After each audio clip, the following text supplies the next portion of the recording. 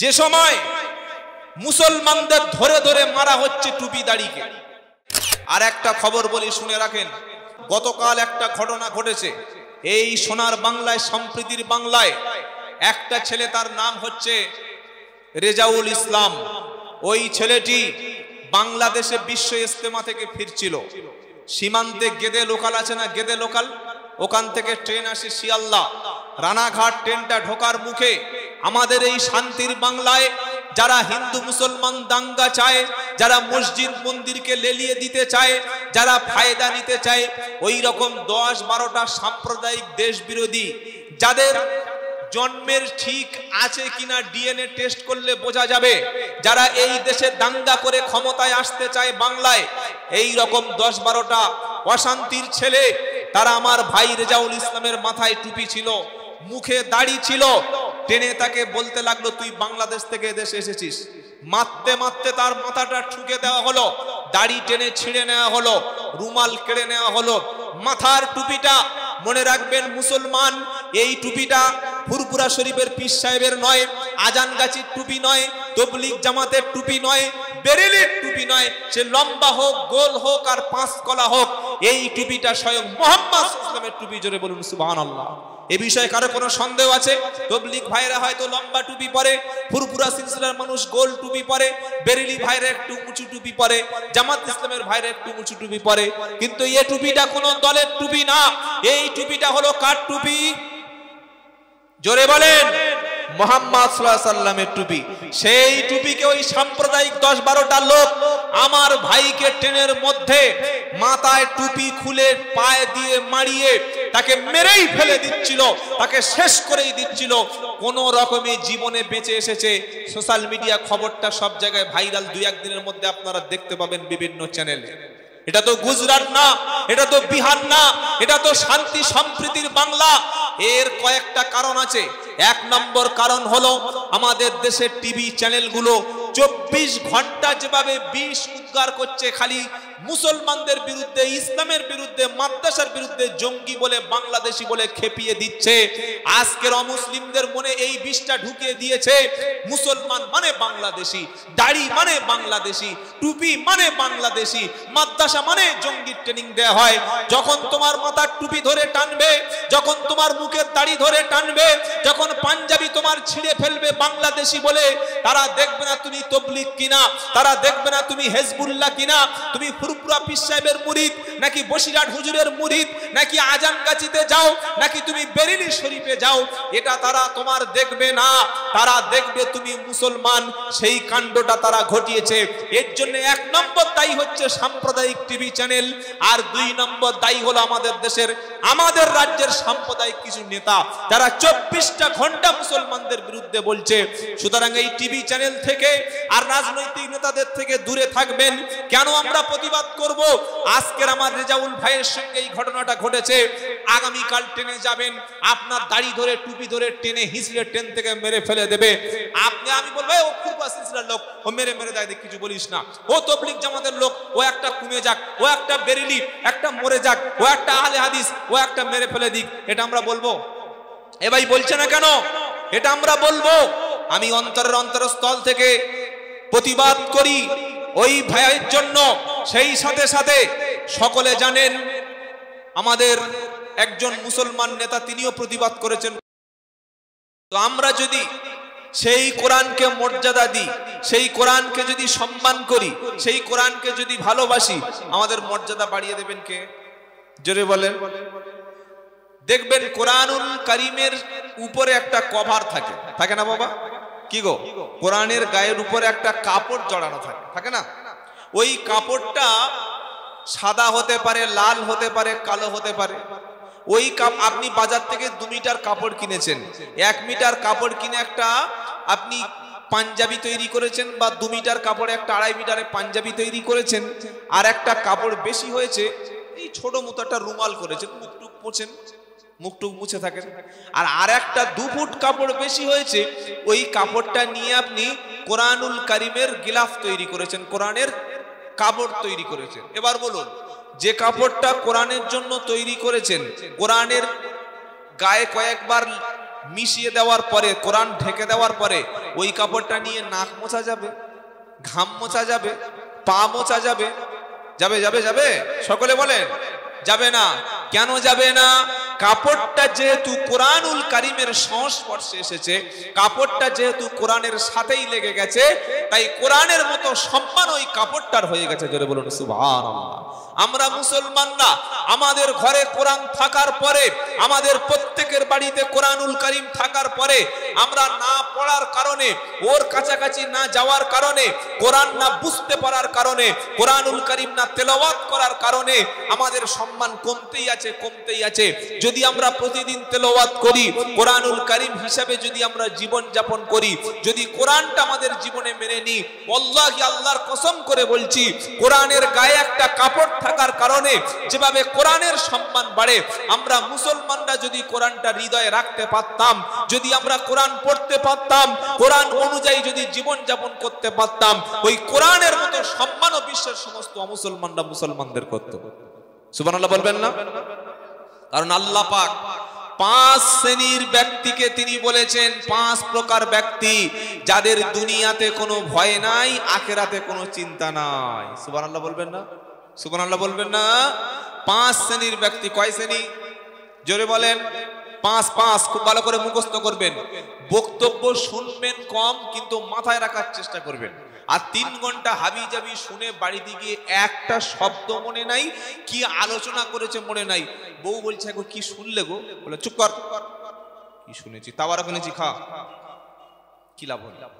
অল্প শুনুন, কাজে লাগবে ইনশাআল্লাহ। সেটা বুঝে বুঝে শুনুন, বুঝবো ইনশাআল্লাহ। শোনাচ্ছিলাম 5 শ্রেণীর ব্যক্তি এমন আছে দুনিয়ায় যাদের কোনো ভয় নাই, আর আখিরাতে তাদের কোনো চিন্তা নাই। সুবহানাল্লাহ বলেন। কয় শ্রেণীর ব্যক্তি বলেছি বাবা? জোরে বলেন। 5 শ্রেণী। প্রত্যেকটা দলিল এবং প্রমাণ আপনারা কোরআন থেকে নিয়ে নেবেন। কোনো বানোয়াট, কোনো আজে বাজে গল্প গুজব করে আপনাদের সময় নষ্ট করব না। প্রথম শ্রেণী যাদের দুনিয়ায় কোনো ভয় নাই, দুনিয়ায় কোনো বিপদ নাই, দুনিয়ায় তাদের কোনো টেনশন নাই, আর আখিরাতে সম্পূর্ণ বিপদ মুক্ত, প্রথম হলো আল্লাহর হাক্কানি ওলি বান্দারা। সুবহানাল্লাহ বলেন। আল্লাহ পাক বলেন, আলা ইন্না আউলিয়া আল্লাহি লা খাউফুন আলাইহিম ওয়ালা হুম ইয়াহজানুন। 11 পারা 15 পৃষ্ঠা প্রথম লাইনে 62 নম্বর আয়াতে, সূরার নাম ইউনুস। আমার আল্লাহ বলছে, আলা ইন্না আউলিয়া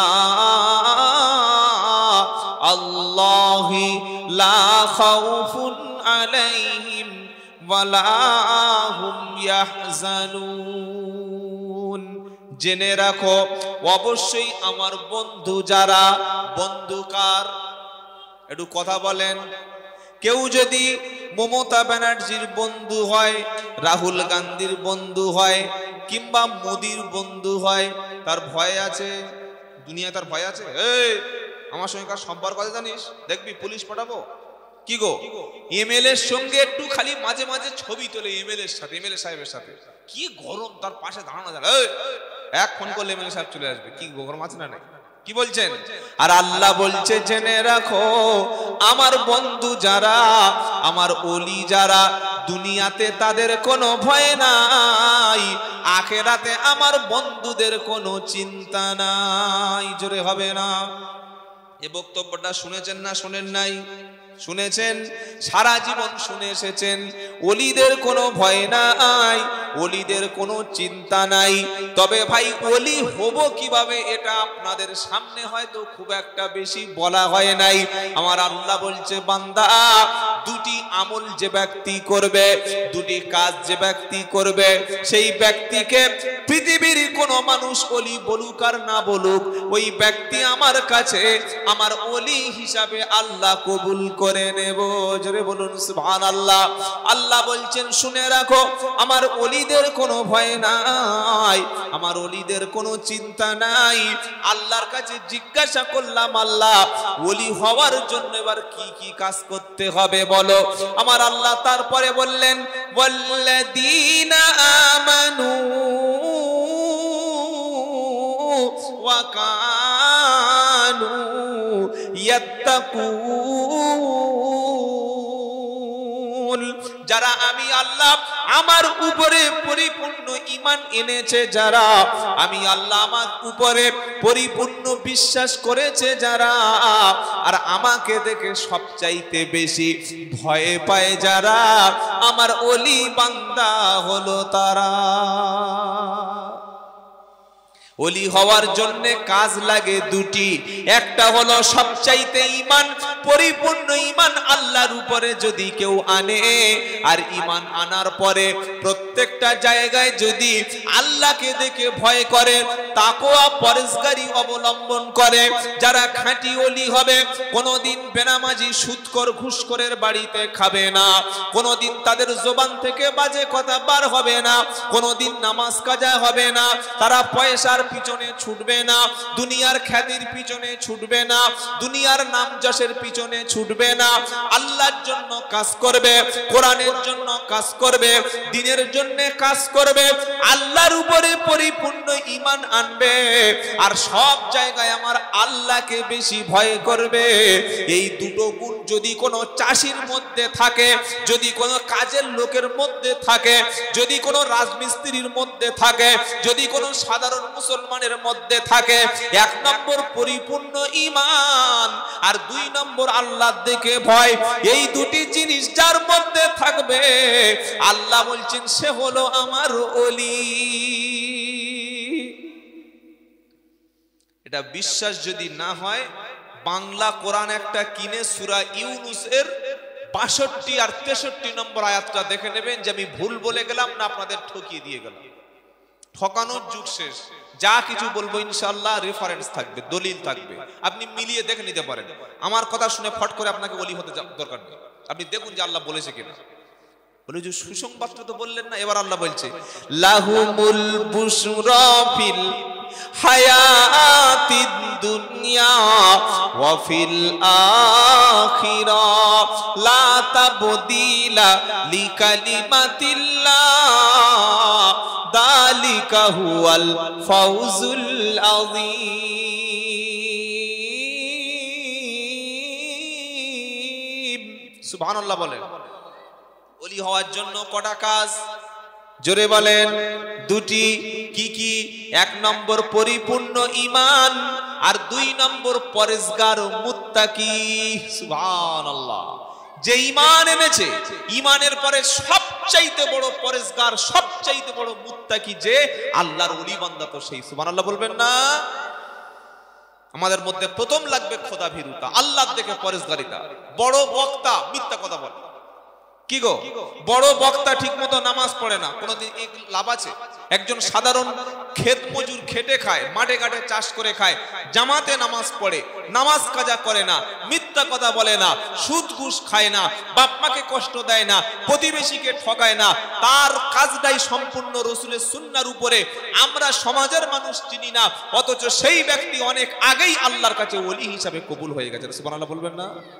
তো আল্লাহ বলছে শুনে রাখো, লাহুমুল বুশরা ফিল হায়াতিদ দুনিয়া, যারা আমার ওলি হবে দুনিয়াতে তাদের জন্য সুসংবাদ। ওলি কিন্তু কপালে লেখা থাকে, কপালে লেখা থাকে। আরে বলছেন না কেন? আমার গাড়ির সামনে যদি লিখে রাখি ওলি, তাহলে আমি কি ওলি হয়ে গেলাম? গাড়ির সামনে লিখে রাখলাম ডাক্তার, সার্টিফিকেট নাই, ডাক্তার না। গাড়ির সামনে লিখে রাখলাম উকিল, আমি কোর্টে কাজ করি না, আমি উকিল না। গাড়ির সামনে মিথ্যা করে লিখে রাখলাম পুলিশ, আমি পুলিশ ডিপার্টমেন্টে কাজ করি না, আমি মিথ্যাবাদী।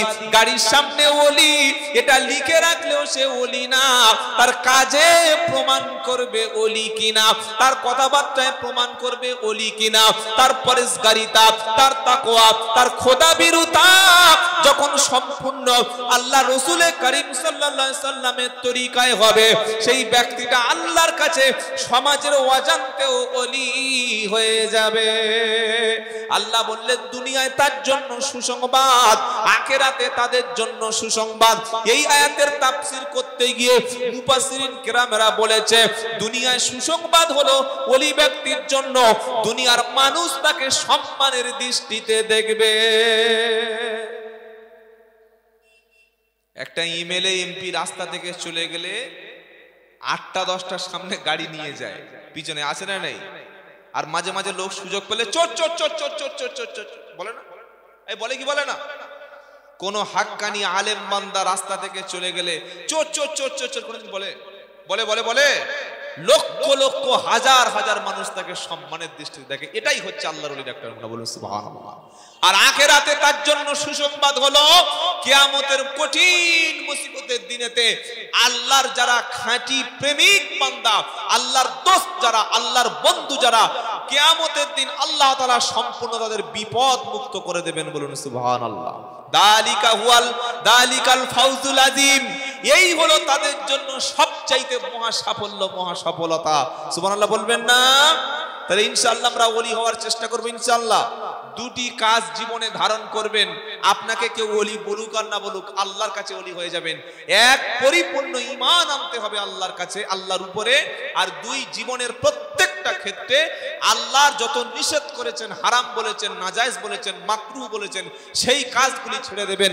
জীবনের প্রত্যেকটি ক্ষেত্রে আল্লাহকে দেখে ভয় করে চলবেন। ওলি বানিয়ে দেবেন। জোরে বলুন কে? আল্লাহ। সুবহানাল্লাহ বলুন, জোরে বলুন সুবহানাল্লাহ। তাহলে প্রথম শ্রেণী বলেছি যাদের দুনিয়াতে কোনো ভয় নাই, দুনিয়াতে কোনো চিন্তা নাই। আর যারা প্রকৃত আলেম, প্রকৃত ওলি হয়, প্রকৃত হাক্কানি ব্যক্তি যারা হয়, তারা আল্লাহ ছাড়া পৃথিবীতে অন্য কাউকে ভয় ইন্নামা ইয়াখশাল্লাহা মিন ইবাদিহিল উলামা।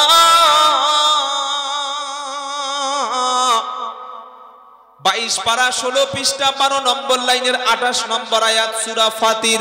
আমার আল্লাহ বলছে আমার বান্দাদের মধ্যে সবচাইতে বেশি ভয় পায় আমাকে, তারা হলো আলেম সম্প্রদায়। ভাই, আল্লাহর বান্দাদের মধ্যে সবচাইতে বেশি ভয় আল্লাহকে পায় কারা? কারা বেশি ভয় পায়? আল্লাহ বলে দিয়েছেন ইন্নামা ইয়াখশাল্লাহা মিন ইবাদিহিল উলামা। আমার বান্দাদের মধ্যে সবচাইতে বেশি ভয় পায় আমি আল্লাহ, আমাকে তারা আল্লাহর খাঁটি আলেম বান্দা যারা। আলেম কাকে বলে? যিনি কোরআন এবং সুন্নাহ থেকে ইলম অর্জন করেছে। ইলম অর্জন করার পরে যে ব্যক্তি আল্লাহর দেখে কোরআন ইলম অর্জন করে সেই ইলম অনুযায়ী আমল করে, যে আল্লাহর খাঁটি আলেম বান্দা সে। একজন আলেম বান্দাকে যদি লটারির টিকিট বিক্রি করতে বলেন, উনি করবে? ইমাম সাহেবের মাইনে কম, উনি তো লটারির টিকিট একটা দোকান দিতে পারে কি? পারে? পারে? করবে? ইমাম সাহেবকে যদি বলি সুদের একটা ব্যবসা করতে, তিনিও করবে না। কোন যোগ্য আলেমকে যদি বলি মিথ্যা কথা বলে মাল বিক্রি করতে, তিনিও কখনো করবে না। কোন হাক্কানি আলেম ব্যক্তিকে কখনো জমি বন্ধক দিতে বললে দেবে না। কোন হাক্কানি আলেমকে কখনো যদি বলি 1 লক্ষ টাকা দেব, দাড়িটা চেঁচে দাও ভাই, তিনি কখনো চাচবে না। কোন হাক্কানি আলেমকে যদি বলি একটা হারাম জিনিসকে হালাল ফতোয়া দিয়ে দিন, কোটি টাকা দিলে ও, মুন্ডু কেটে নিলে ও, একজন হাক্কানি আলেম বান্দা হারাম কখনো হালাল করবে না। তাই আলেম যতদিন সমাজে থাকবে ততদিন ইসলামটা টিকে থাকবে। কারণ আল্লাহর বান্দাদের মধ্যে সবচাইতে বেশি ভয় পায় আল্লাহর আলেমেরা। তবে আমাকে বা যাকে তাকে আলেম মনে করবেন না, আমরা তো টাকার পিছনেই ছুটি। এখানে 5000, আরেক জায়গায় যদি 10,000 টাকা দেয় সেখানেই চলে যাব। কি বুঝতে পারছেন না? পয়সার পিছনে যারা ছোটে, টাকার জন্য যারা ফতোয়া ঘুরিয়ে দেয়, টাকা বেশি দিলে জলসা ক্যান্সেল করে আরেক জায়গায় চলে যায়, এটা আলেম? এ তো ব্যবসায়ী, এ তো কমার্শিয়াল বিজনেসম্যান। যারা প্রকৃত আলেম ছিলেন, প্রকৃত খাঁটি হাক্কানি আলেম ছিলেন, টাকার পিছনে, পয়সার পিছনে, দুনিয়ার পিছনে ছোটে না, এক আল্লাহকে খুশি করার জন্য রাসূল করিম সাল্লাল্লাহু আলাইহি সাল্লামের তরিকা অনুযায়ী মানুষকে কোরআন হাদিসের কথা বলে, জেলও পর্যন্ত খাটে, ফাঁসিতে পর্যন্ত যায়, গুলি খেয়েও মরে, তারপরে এক আল্লাহর কথায় মৃত্যু পর্যন্ত বলে যায়। এই হলো খাঁটি আলেম। জোরে বলুন সুবহানাল্লাহ। তাদের সমাজে খুব কম, দেখতে পাওয়াই যায় না, একজন দুজন হয়তো আছে। আল্লাহ আমাদের খাঁটি আলেমদের সোহবতে থাকার তৌফিক দান করুন, বলুন আমিন। 2 নম্বর হলো কিয়ামতের দিন যাদের কোনো ভয় থাকবে না এবং চিন্তা থাকবে না, তাদের সম্পর্কে আল্লাহ বলছেন 3 নম্বর পারা 6 নম্বর পৃষ্ঠা 5 নম্বর লাইন সূরার নাম বাকারা আয়াত নাম্বার 277। এই দ্বিতীয় শ্রেণীর কথা বললেন, দুনিয়াতে যাদের চিন্তা নাই, আখিরাতে তাদের কোনো ভয় নাই। শুনবেন কারা তারা? ইন্নাল্লাযীনা আমানু ওয়া আমিলুস সালিহাতি ওয়া আকামুস সালাতা ওয়া আতাউজ যাকাতা লাহুম আজরুহুম ইনদা রাব্বিহিম ওয়ালা খাউফুন আলাইহিম ওয়ালা হুম ইয়াহজানুন। আমার আল্লাহ পাক বলছেন, নিশ্চয়ই আমি আল্লাহ আমার উপরে ঈমান এনেছে যারা, ঈমান আনার পরে ভালো কাজ করেছে যারা, 3 নম্বর নামাজ কায়েম করেছে যারা, যাকাত দিয়েছে যারা, ঈমান এনে নামাজ কায়েম করেছে যারা, নামাজি ব্যক্তির জন্য দুনিয়াতে কোনো ভয় নাই, আখিরাতে কিয়ামতের দিন মুসিবতের দিনেতে খাঁটি ঈমান আনার পরে নামাজি ব্যক্তির কিয়ামতের দিন জাহান্নামে যাবে না।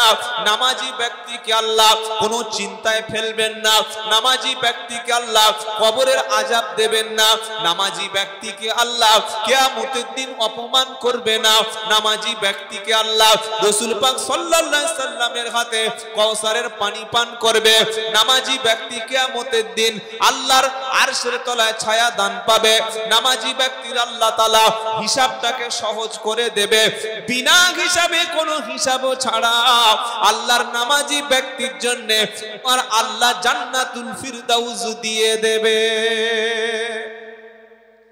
সবচাইতে A1 কোয়ালিটি, সুপার কোয়ালিটি জান্নাতের নাম হচ্ছে জান্নাতুল ফিরদাউস। সুবহানাল্লাহ বলেন। ওই জান্নাতের মধ্যে রাসূল করিম সাল্লাল্লাহু আলাইহি ওয়াসাল্লাম থাকবেন। সুবহানাল্লাহ বলবেন না? যারা নামাজকে হেফাজত করেছে আল্লাহ তাআলা বলছেন তাদেরকে জান্নাতুল ফিরদাউস দেয়া হবে। এটা কোথায় লেখা আছে? আল্লাযীনা হুম আলা সালাওয়াতিহিম ইউহাফিজুন উলাইকা হুমুল ওয়ারিসুন আল্লাযীনা ইয়ারিসুনাল ফিরদাউসা হুম ফিহা খালিদুন। 18 নম্বর পারা 1 নম্বর পৃষ্ঠা 8 নম্বর আয়াত সূরার নাম আল মুমিনুন। হে নামাজি মুসলমানেরা, পৃথিবীর জমিনে সমস্ত কাজের সময় হয়, ব্যবসায় আমাদের সময় হয়, আমাদের বিবির পিছনে সময় দিতে পারি, দোকানে ঘন্টার পর ঘন্টা বসে থাকতে পারি, কারখানায় দিনের পর দিন পরিশ্রম করতে পারি, পরিশ্রম করে করে সাদা চামড়াটা পুড়ে গেছে, খেটে খেটে হাত পা গুলো চামড়া গুলো শুকিয়ে গেছে, জওয়ানি বয়সটা ছেলেদের জন্য মেয়েদের জন্য ইনকাম করতে করতে জীবনটা শেষ করে দিলাম, আজও পর্যন্ত নামাজের হিসাব মিল করতে পারলাম না।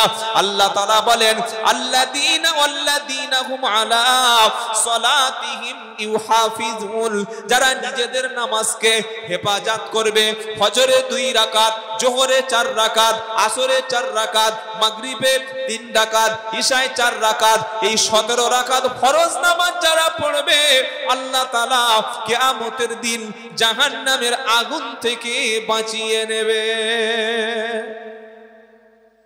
শুধু খালি ফরজটা পড়লে, সুন্নত গুলো কি আপনি উড়িয়ে দিচ্ছেন নাকি?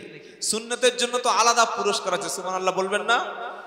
শুধু যদি কেউ দিনে 17 রাকাত ফরজ পড়ে তার জন্য জাহান্নামের আগুন থেকে অবশ্যই সেই ব্যক্তি মুক্তি পাবে। সুবহানাল্লাহ বলেন। আর সুন্নতের জন্য এক্সট্রা সুযোগ আছে কি? ফজরে 2 রাকাত, জোহরের আগে পরে 6 রাকাত, মাগরিবের পরে 2 রাকাত, এশার পরে 2 রাকাত, এই সারা দিনে 12 রাকাত সুন্নতে মুআক্কাদা যারা আদায় করবে আল্লাহ তাআলা তাদের জন্য প্রত্যেক দিন এই 12 রাকাত সুন্নাত যারা পড়বে তাদের জন্য জান্নাতে একটা ঘর নির্মাণ করে দেওয়া হবে। যদি বলবেন না সুবহানাল্লাহ। এবার আসছি বিতির নামাজ। বিতির নামাজটা আমরা এশার নামাজের পরেই সঙ্গে সঙ্গে পড়ে নি, তাই তো ভাই? পড়ি কি পড়ি না? কিন্তু আল্লাহর নবী সাল্লাল্লাহু আলাইহি ওয়াসাল্লাম বিতির নামাজ কিন্তু এশার নামাজের পরে পড়তেন না। নবীর উপরে তাহাজ্জুদের নামাজটা ফরজ ছিল। সূরা মুজাম্মিলের তাফসিরে এসেছে, মুফাসসিরিনরা লিখেছেন, তাফসির ইবনে কাসির থেকে বলছি, আল্লাহর নবী শেষ রাতে উঠতেন, তাহাজ্জুদ পড়তেন 2.5 ঘন্টা, 3 ঘন্টা, 4 ঘন্টা, কখনো প্রায় সারা রাতের মতোই তাহাজ্জুদ পড়তেন। তাহাজ্জুদ পড়া শেষ হয়ে গেলে শেষ রাতে বিশ্বনবী মুহাম্মদ সাল্লাল্লাহু আলাইহি ওয়াসাল্লাম ওই তাহাজ্জুদের নামাজের পরেই তিনি বিতির নামাজ পড়তেন। এটাই ছিল আল্লাহ রাসূলের আমল। সুবহানাল্লাহ বলবেন না? তাহলে আমরা যদি আজ থেকে আমাদের নামাজের হেফাজত করতে পারি, আল্লাহর নবী বলেছেন তোমার সন্তান যখন 7 বছর